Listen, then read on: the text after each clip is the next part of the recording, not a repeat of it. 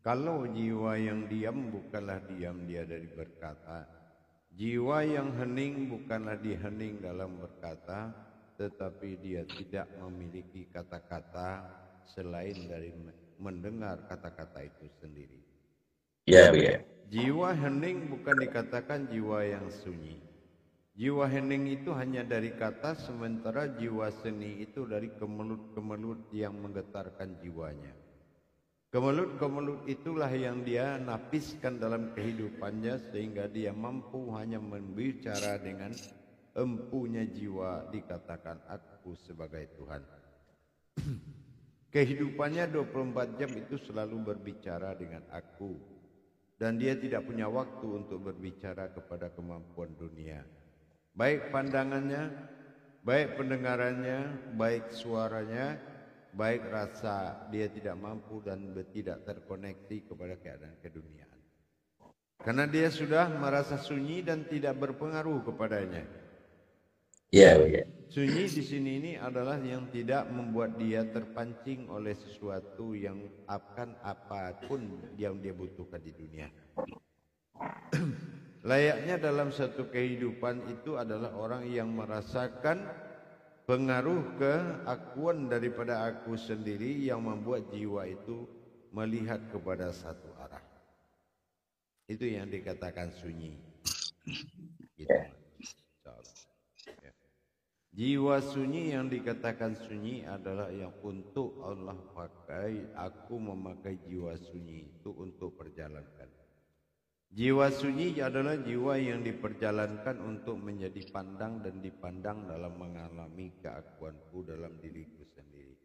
Bagaimana keakuan aku memandang aku terhadap jiwa pandang yang dikatakan sebuah sunyi. Jiwa sunyi adalah jiwa yang tidak terpengaruh lagi akan segala keadaan dan dia adalah suatu wujud yang diperjalankan. Aku hanya menempati katakan adalah suatu jiwa, bukan hanya jiwa yang diam. Jiwa yang diam adalah jiwa kemutlakan bagi aku, tetapi jiwa yang sunyi adalah jiwa yang diperjalankan. Jiwa yang diperjalankan akan melalui proses yang 3 perkara. Yang pertama syaratnya jiwa itu sudah mengalami yaitu tenggelamnya di dalam tauhid. Yang kedua dia telah diruntuhkan segala keinginan keduniaan yang berlebih-lebihan. Nah yang ketiga dia mengalami suatu keguncangan terhadap pembersihan daripada sifat-sifat keduniaan dia dan dibersihkan dari keadaan-keadaan yang mengganggu ketenangan jiwa tersebut.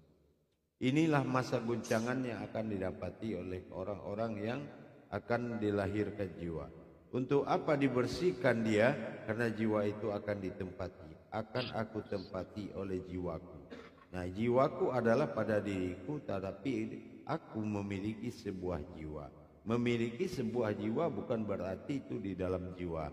Tetapi jiwa dimiliki adalah jiwa yang ada selain aku. Tetapi itu dinamakan dengan jiwaku.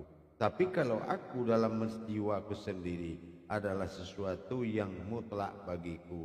Inilah gunanya jiwa sunyi ini diharapkan untuk berlabuhnya jiwaku di tempat jiwa yang sunyi. Jiwa yang sunyi dijadikan jiwa pandang yang mana dia akan dipandang dan memandang menjadi makom bagiku disebut dengan kodrat ma'rifat. Kodrat ma'rifat adalah zahir yang terlihat dan zahir yang melihat. Itu yang dikatakan ma'rifat.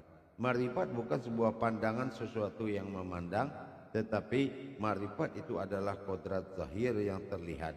Zahir yang memandang dan zahir yang dipandang. Ini yang dinamakan jiwa sunyi. Jiwa sunyi itu adalah jiwa tempat bersemayamnya aku dalam memperjalankan diriku. Ini yang dipakai dalam wujud kewalian. Dinamakan jiwa itu adalah jiwa kewalian. Begitulah jiwa yang paling menjadikan jiwa paling besar. Jiwa yang besar, jiwa yang sunyi, jiwa yang tidak terpengaruh.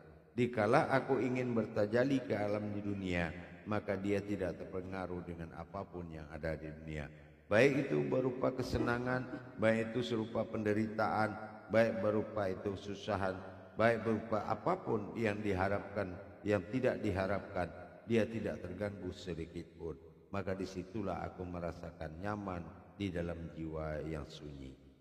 Karena begitu jiwaku masuk ke dalam jiwa yang sunyi, tidak ada kedengaran apa-apa selain dari yang terdengar adalah pembicaraan aku dengan jiwaku sendiri. Pembicaraan berdua aku dengan jiwaku, yang sehingga yang lain itu tidak ada gangguan-gangguan, kebisingan-kebisingan dunia pun tidak akan sampai dan tidak akan terdengar oleh kami yang lagi berbicara dalam perjalanan itu. Gitu. Itu dinamakan jiwa sunyi, jiwa yang diperjalankan. Ya, bukan tidak melihat dan tidak mendengar, tapi dia tidak merespon lagi terhadap kepentingan-kepentingan lain. Dan dia mulai banyak mengalami kehilangan harapan keduniaannya. Nah, ini yang dikatakan diluluh luntuhkan, luluh lantah habis. Artinya dia tidak lagi memiliki keinginan-keinginan layaknya orang-orang yang hidup di alam keduniaan, gitu. Dan kenapa dijadikan seperti itu? Karena dia akan dibangun. Dia dihancurkan untuk dibangun.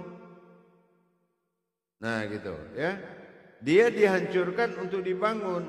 Dihancurkan itu dalam arti kata kebebasan dia selama ini yang bisa dia laksanakan semaunya itu akan terhenti, akan hilang, ya. Nah, justru itulah yang dikatakan dengan kodrat yang sunyi tadi. Berbeda dengan sebuah kodrat jiwa yang berhubungan dengan hu, ya, itu adalah sebuah jiwa diri, ya, kepada suatu kodrat aku, ya, aku, jiwaku adalah kodratku, kan gitu. Nah, jadi dan aku memiliki sebuah jiwa. Aku memiliki sebuah jiwa berarti berbeda dengan jiwaku. Memiliki sebuah jiwa dengan jiwaku itu berbeda, ya. Tetapi perlu kita pikirkan jiwa yang akan dipakai sebagai wali bagi dia adalah jiwa yang sunyi.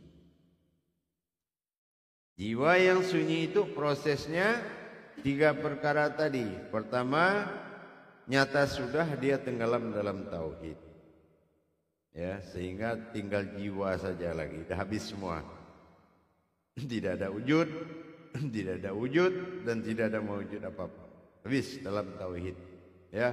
Artinya tinggallah jiwa dan raga saja. Yang kedua, dia tidak memiliki, dia harus melupakan segala kebutuhan dunianya yang berlebih-lebihan. Dan itu, ya. Dan dia harus menutup hatinya untuk itu. Nah, tapi yang berlebih-lebihan, ya. Nah, dapat beli motor 1 mau 2 mau 3. Nah, itu kan berlebih-lebihan itu. Anak cuma 1, motor 3. Nah, itu berlebih-lebihan. Ya itu, ya. Nah, ketiga tadi sengaja dihancurkan kemampuan dunianya agar dia bisa menjadi jiwa yang sunyi yang akan aku tempati dengan jiwaku yang mutlak. Itu. Bukan berbeda jiwa lagi, ya. Jiwa tetap pada hu, ya. Nah, tapi di sini adalah fungsi-fungsi jiwa.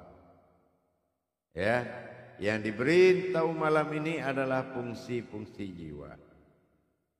Ada jiwa menjadi suatu kodrat bagiku, ada yang jiwaku, nah, dan ada jiwa yang diperjalankan. Yang diperjalankan siapa? Yaitu kodrat jiwaku tadi. Nah, gitu, ya. Yang dikaji dari awal, aku dan jiwaku, kan gitu. Paham?